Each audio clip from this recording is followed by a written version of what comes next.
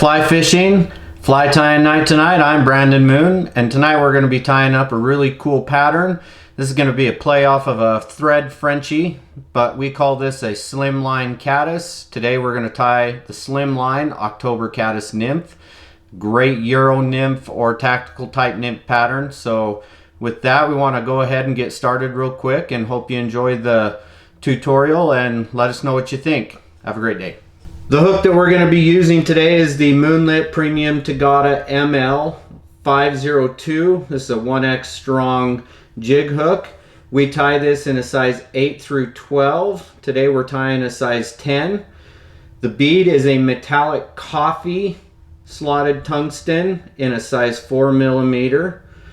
We're going to tie in some 0.3 tying wire, lead-free wire from Semperfli. I'm going to slide that into the bead after I've given a few wraps, and then I'm going to slide that in, secure it down, and then give 5 wraps of the lead-free wire to give me a little bit of extra weight and secure that bead in place.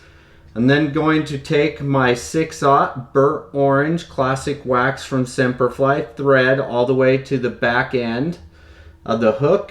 In the bend, I'm going to take a 0.2 non-tarnished fly tying wire in March Brown from Semperfli. I'm going to measure that tip all the way up to the lead-free wire, secure that down, and then I'm going to create a taper to this body by wrapping backwards, and I'm going to go almost all the way back and then forward up to where that lead-free wire is, because I'm trying to taper this body up into that wire.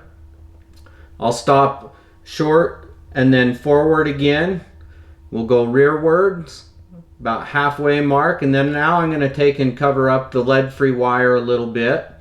We'll go backwards just a little bit more so that we're creating that nice taper, so it's a smooth taper. We'll half hitch this thread off here and set it off to the side so that we can wrap the wire using the rotary feature. I'm just going to take the rotary feature and create some nice open spiral wraps going all the way up to the bead of the hook. And this is just where I'm going to secure this down. So now we'll secure that down with 2 wraps over the top and then 1 wrap in front, helicopter that wire out. We helicopter because when you helicopter and twist this out, you don't have any tag ends that you got to cover up.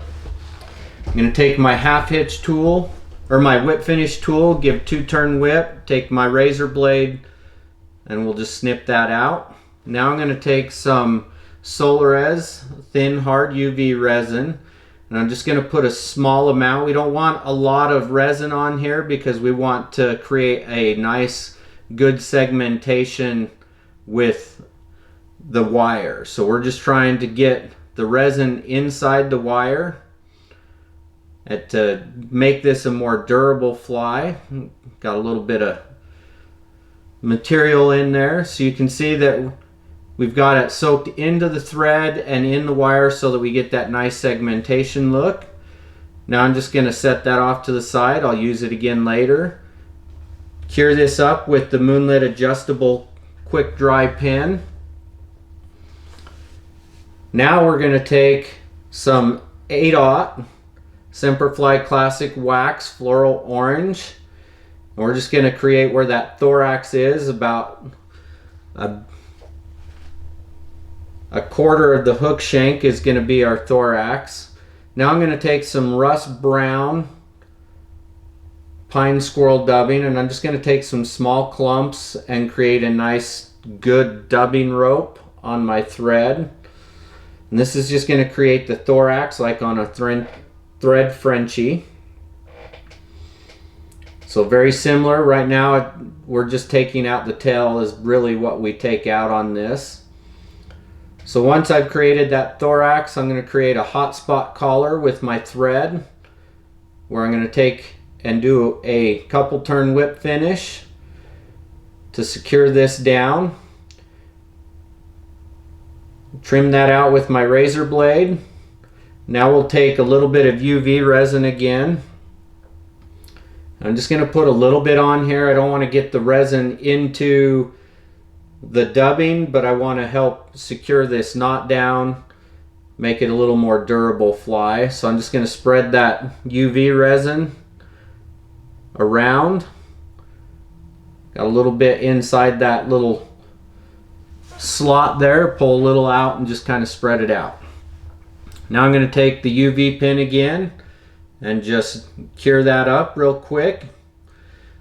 And once we're done here, you can leave it just like this. I like to take a dubbing brush and brush out the fibers from the dubbing.